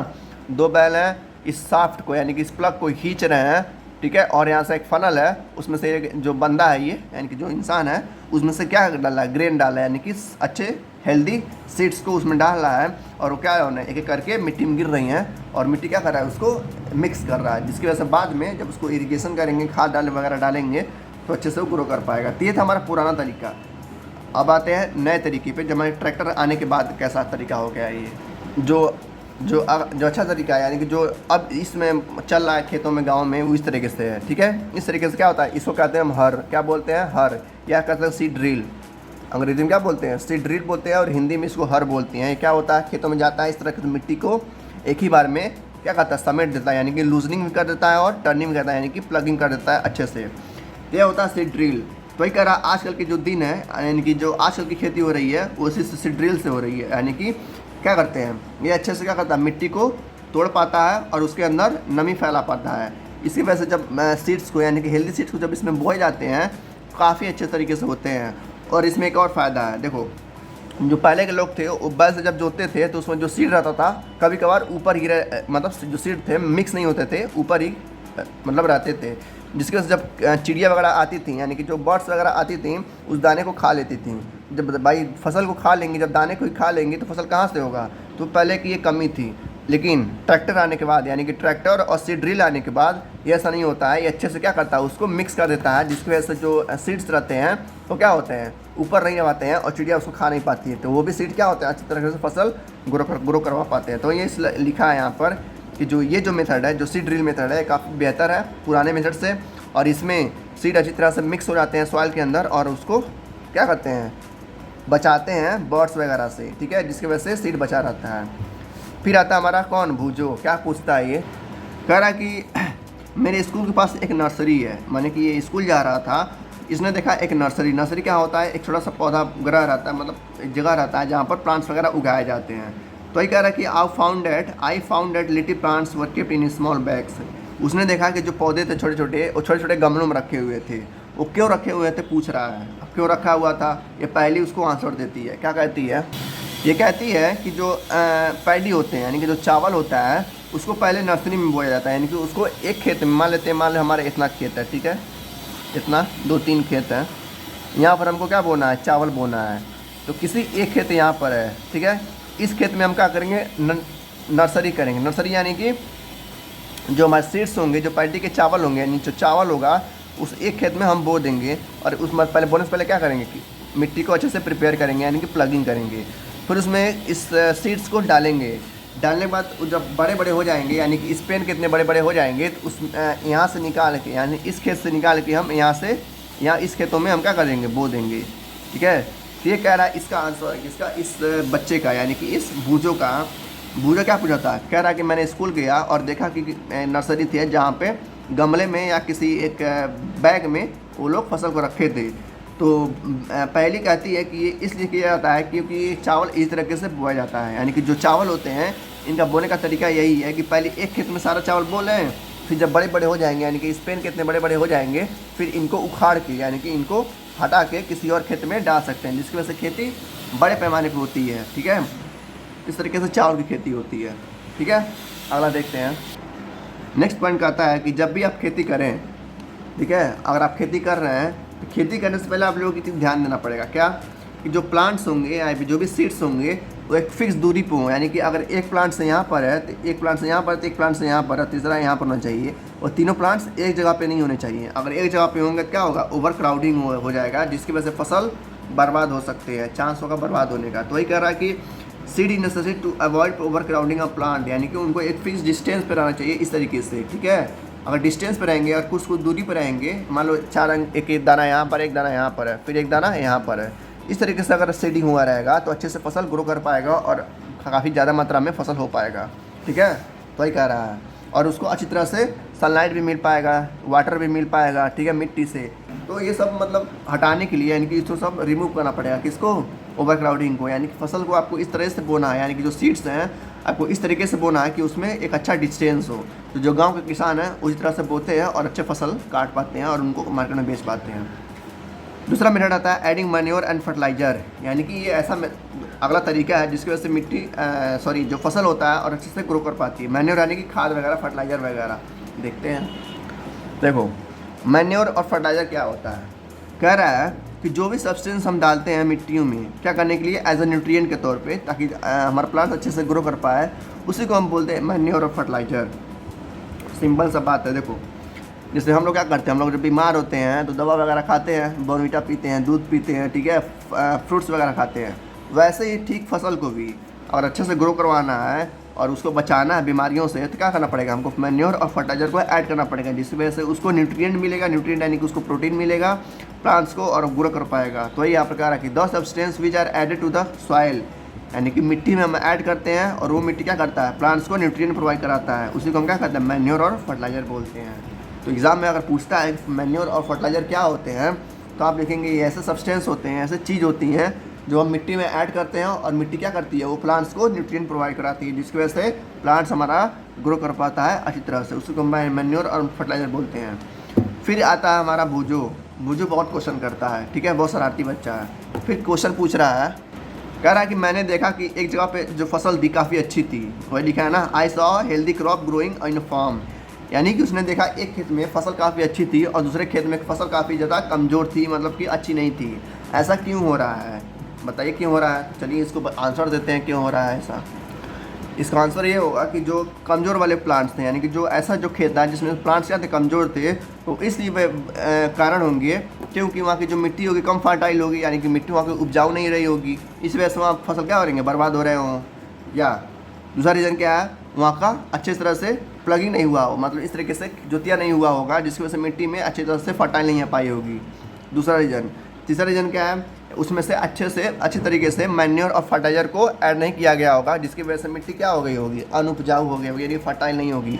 ये 3 रीज़न है जिसकी वजह से जो कमज़ोर फसल था वो कमज़ोर हो रहा था। वहीं जो अच्छे फसल थे, हो सकता है ये तीनों रीज़न वहाँ पे अच्छे से किए गए हो, यानी कि अच्छे से मिट्टी को प्लगिंग किया गया हो, ठीक है, उसमें मैन्योर और फर्टिलाइजर ऐड किया गया हो, ठीक है।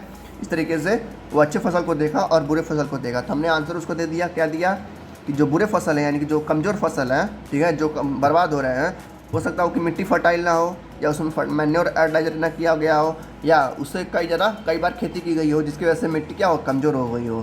तो इसी वजह से ही फसल कमज़ोर, यानी कि फसल नहीं हो पाता अच्छी तरह से। तो यहाँ पर बताया गया है। कह रहा है एक चीज़ और यहाँ पर बताया, देखिए ध्यान से, कह रहा कि एक ही खेत में हम जब बार बार खेती करेंगे, ठीक है, और उसमें फर्टाइजर वगैरह ऐड करते जाएंगे, तो जो मिट्टी की जो पावर होगा ना वो कम हो जाता है। भाई आप ही को अगर बार बार काम कराया जाए खेतों में, ठीक है, बार मतलब 24 घंटा 24/7, यानी कि सालों साल दिनों दिन रात आप खेतों में काम करते रहेंगे, तो आप क्या हो जाएंगे, बीमार हो जाएंगे, यानी कि आपके पास एनर्जी नहीं बचेगा और कोई काम करने के लिए।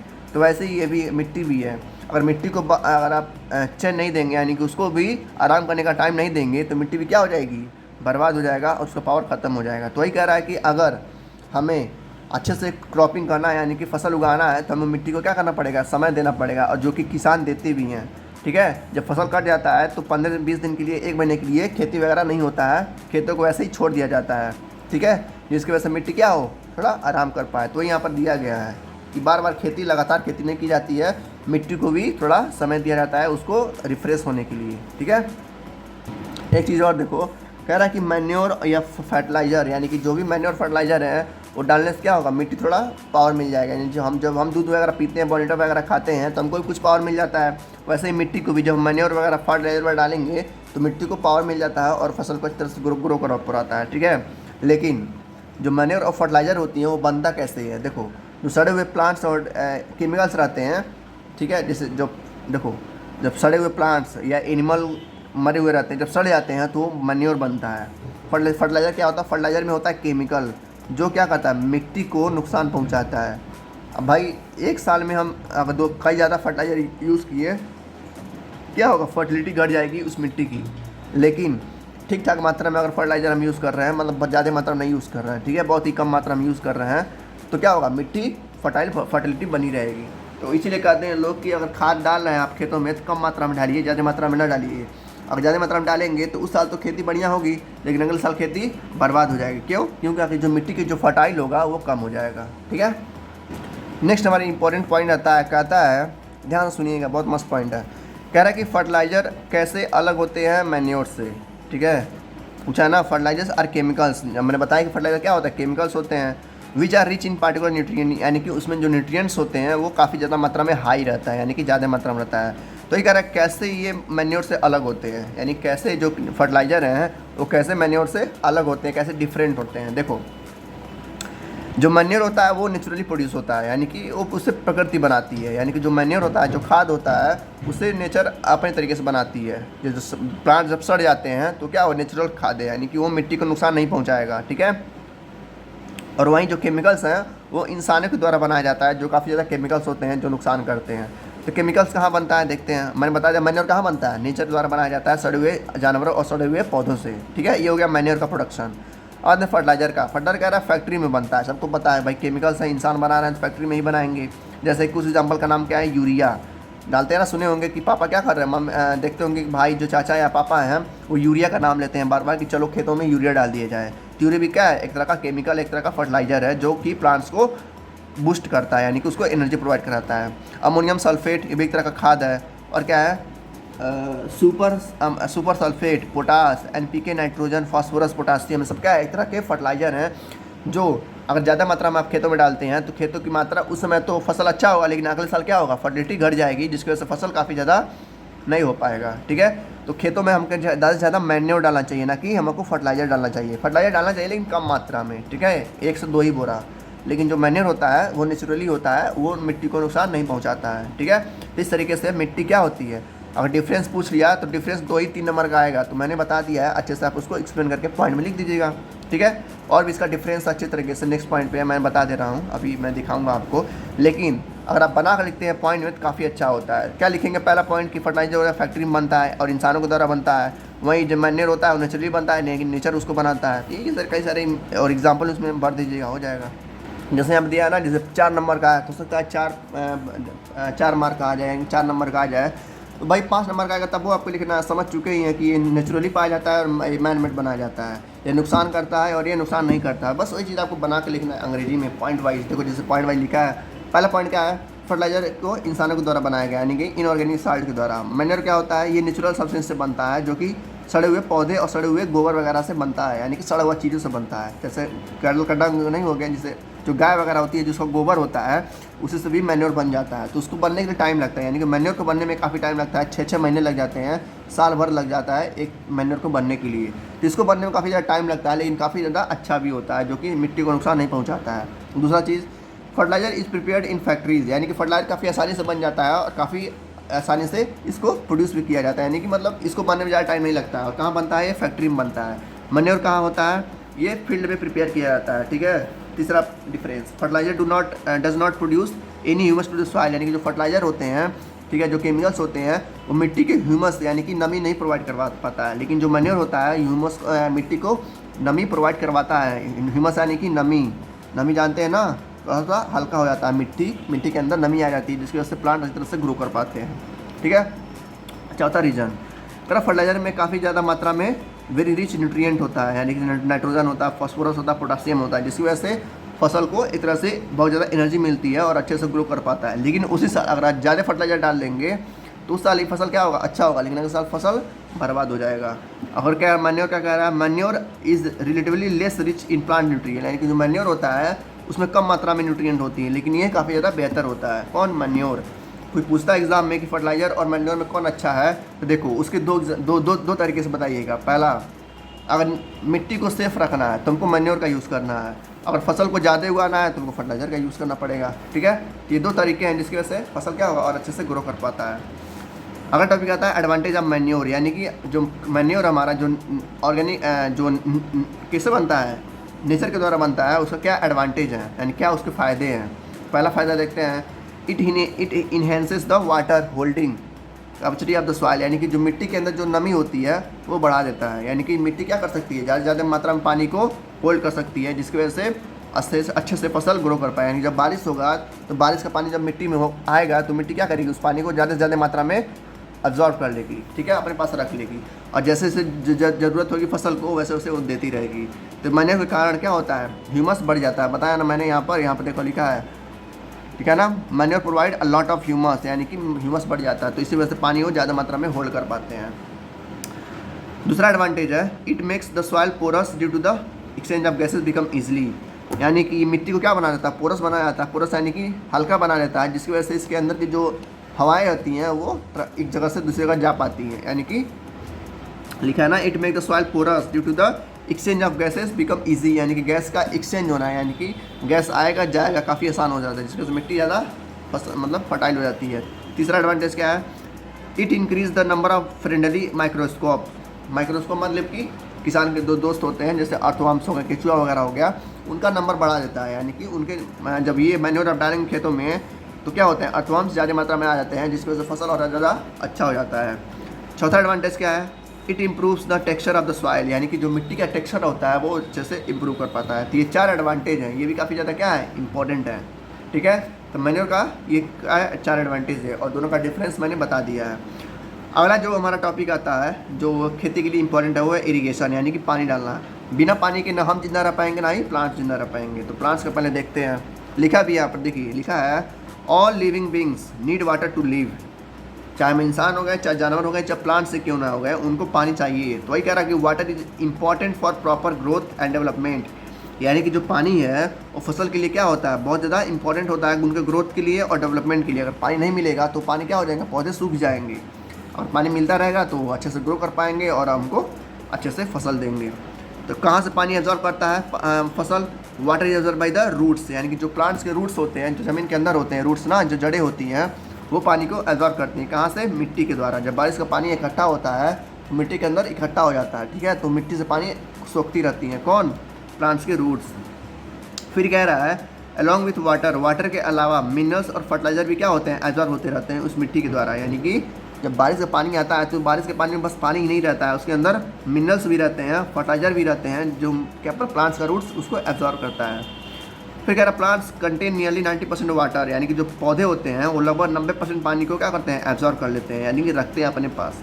इसलिए वाटर काफ़ी ज़्यादा इसेंशियल यानी कि ज़रूरी है। Because germination of seed does not take place under dry condition, यानी कि जो सीड का जर्मिनेशन ऑफ सीड क्या होता है, ये इंपॉर्टेंट है, देखिएगा। इसका मतलब होता है कि सीड जब ग्रो करता है, नहीं, छोटे छोटे सीड्स होते हैं, छोटे छोटे, उनके अंदर पौधा आ जाता है।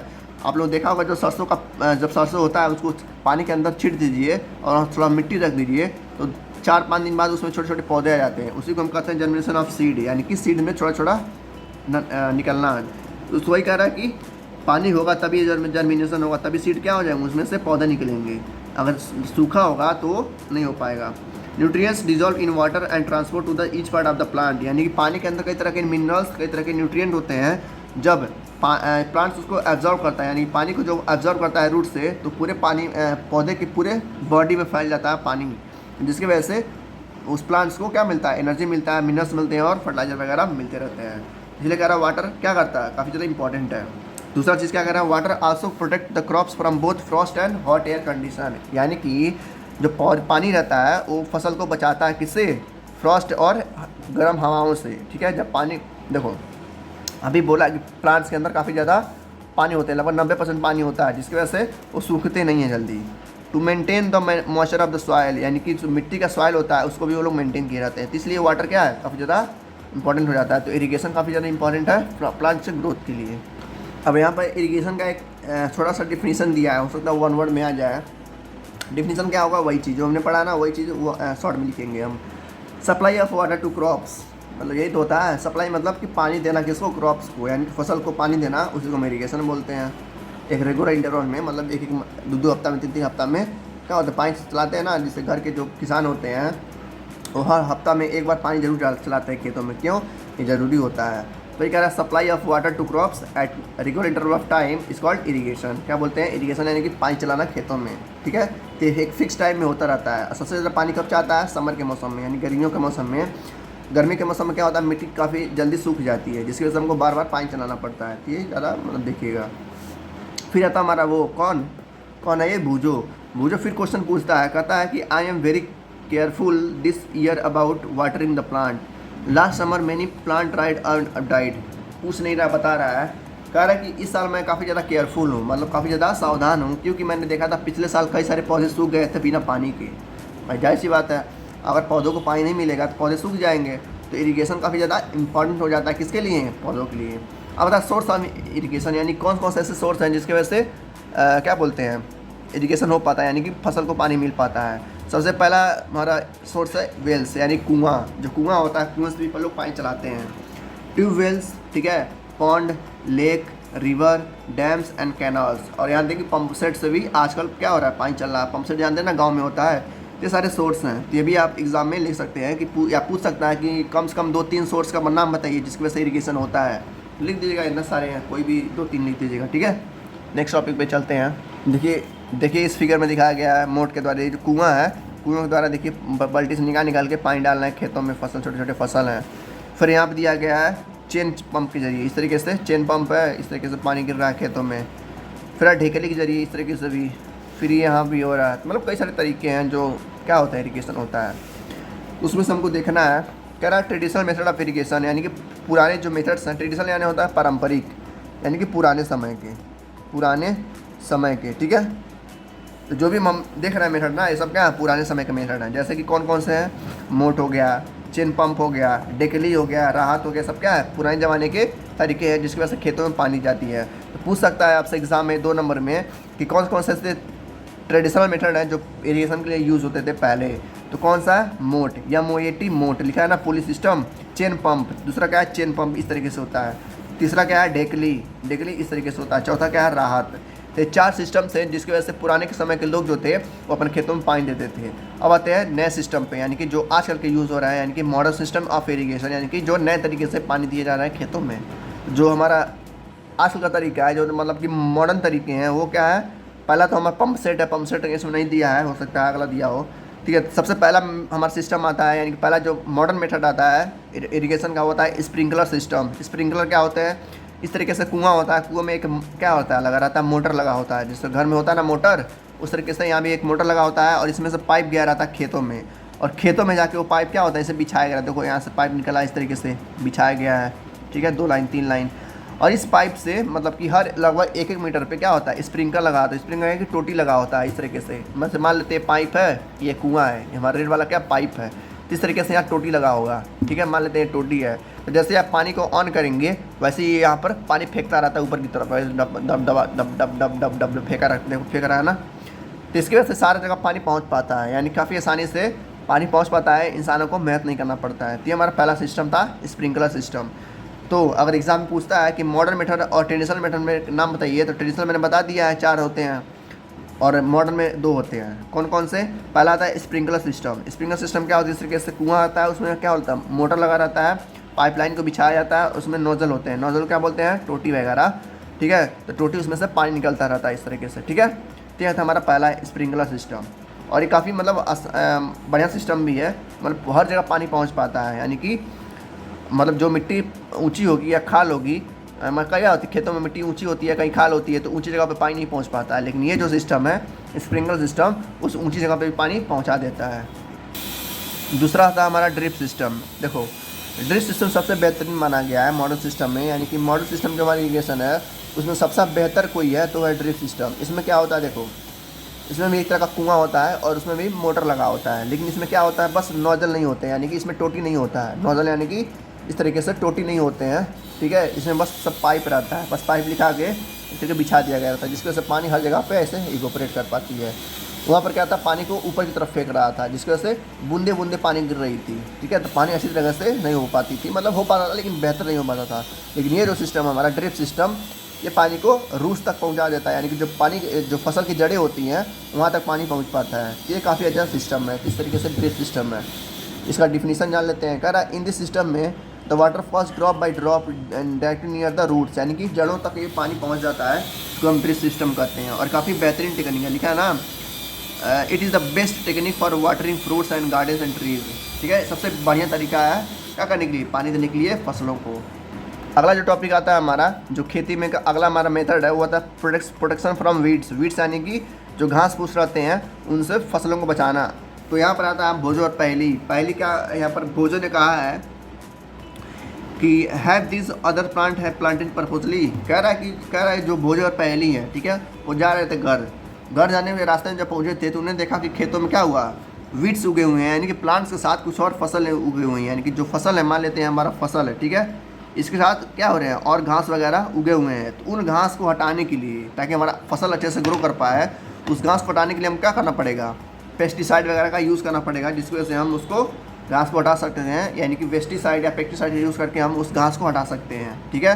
तो गाँव में ऐसा किया जाता है। देखो यहाँ सिंपल सा डिफिनीशन दिया गया है वीड का। वीड यानी कि घास फूस का। कह रहा है इन मेनी फील्ड, कई सारे फील्डों में, कई सारे खेतों में बेफालतू के प्लांट्स वगैरह उग जाती हैं नेचुरली, यानी कि प्राकृतिक रूप से वो उग जाते हैं। इनको हटाने के लिए, यानी कि इनको क्रॉप से अलग करने के लिए हम तरीका आजमाते हैं, जिसका नाम है वेडिसाइड, ठीक है। और वीड्स मतलब क्या होता है, यही घास फूस। These undesirable plants are called weeds, यानी कि जो बिना बेफालतू के जो घास उग गए रहते हैं खेतों में, उसी को हम क्या बोलते हैं, वीड्स बोलते हैं, ठीक है। और इनको हटाने का तरीका क्या बोलते हैं, वीडिंग। दिखा ना, the removal of weeds is called weeding, यानी कि इसको जब हम हटाएंगे, घास फूस को हटाएंगे, उसको हम बोलेंगे वीडिंग। वीडिंग एक जरूरी तरीका होता है जो हर खेतों में या हर किसानों की तरह यूज़ किया जाता है। इससे क्या फ़ायदा होता है, जो क्रॉप्स के न्यूट्रिएंट रहते हैं, वाटर रहता है, स्पेस रहता है, लाइट रहता है, बस फसल को मिलती है, उस घास को नहीं मिल पाती है। और घास को आप नहीं हटाते हैं तो जो मिट्टी की न्यूट्रिएंट्स होगा, जो वाटर होगा, वो क्या करेगा, घास अपनी तरफ खींच लेगा, जिसकी वजह से फसल को वो न्यूट्रिएंट्स या वो मिनरल्स नहीं मिल पाएंगे, ठीक है। तो इसलिए वीड्स को हटाना काफ़ी ज़्यादा इंपॉर्टेंट है खेतों से, तो ये काफ़ी ज़्यादा ज़रूरी है। इसमें क्या कहता है, मेन पॉइंट वीड्स। वीड्स क्या होता है, ये इसी घास को हम वीड्स कहते हैं। वीडिंग क्या होता है, जब इसको हम हटाएंगे तो इसको हम वीडिंग कहेंगे, ठीक है। या जब इसको केमिकल द्वारा हटाते हैं, यानी कि weeds are control by the using certain chemicals, उसे हम कहेंगे वेडिसाइड। वेडिसाइड एग्जांपल आ सकता है कि वेडिसाइड क्या होता है, वीड्स क्या होते हैं। तो वीड्स मैंने बता दिया, यही अनडिजायरेबल प्लांट्स होते हैं, ठीक है। वीडिंग क्या होता है, इसको हटाने के तरीके को हम वीडिंग कहते हैं। और वेडिसाइड क्या होता है, जब केमिकल का यूज़ करके हम इसको हटाते हैं तो उसको हम बोलते हैं वेडिसाइड। जैसे केमिकल का नाम क्या है, 2,4-D। 2,4-D एक तरह का केमिकल है जो घास फूस को हटाने के लिए यूज़ किया जाता है किसानों के द्वारा, ठीक है। जैसे यहाँ पे देखो यूज़ कर रहा है किसान, क्या यूज़ कर रहा है, 2,4-D स्प्रेइंग वेडिसाइड, यानी कि उस केमिकल को उस खेतों में छीट रहा है, जिसकी वजह से जो घास फूस होंगे वो जल के ख़त्म हो जाएंगे और बस बचेंगे और फसल को अच्छी तरह से प्रोटीन वगैरह, मिनरल्स वगैरह मिल पाएंगे, ठीक है। तो ये था हमारा प्रोटेक्शन फ्रॉम वीड्स। अगला टॉपिक आता है हमारा हार्वेस्टिंग। अब आता है हमारा फसल को काटने का तरीका, मतलब कि भाई खाना है तो उसको काटना पड़ेगा, यानी कि उसको हार्वेस्टिंग करना पड़ेगा। तो हार्वेस्टिंग का सिंपल सा डिफिनीशन क्या हो जाएगा, harvesting of a crop is an important task, मतलब फसल को काटना काफ़ी ज़्यादा इंपॉर्टेंट है। काटेंगे नहीं तो हमको खाएंगे कैसे, तो हार्वेस्टिंग करना इंपॉर्टेंट, सबको पता है। The cutting of crop after it mature is called harvesting.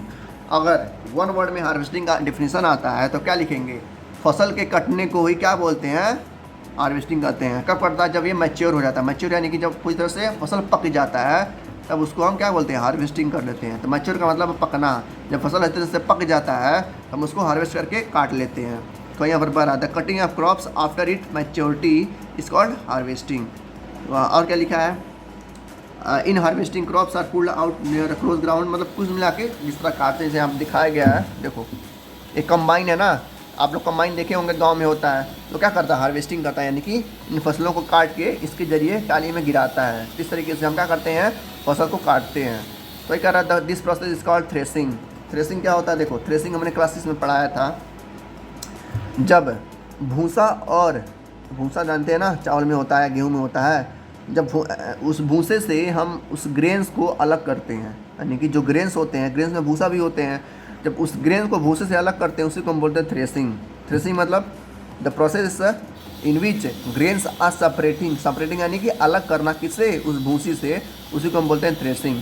ठीक है, कह रहा this is carried out by the help of machine called combine. जो कंबाइन मशीन रहता है इसके अंदर सारी चीज़ होता है, यानी कि फसल को भी काट देता है, यानी कि हार्वेस्ट कर देता है, उसको थ्रेसिंग भी कर देता है, उसको साफ़ सुथरा करके इसके ज़रिए निकाल देता है और टाली में हम लोग उसको घर ला के पैक कर देते हैं, यानी कि स्टोर कर देते हैं। इस तरीके से हमारा हार्वेस्टिंग होता है।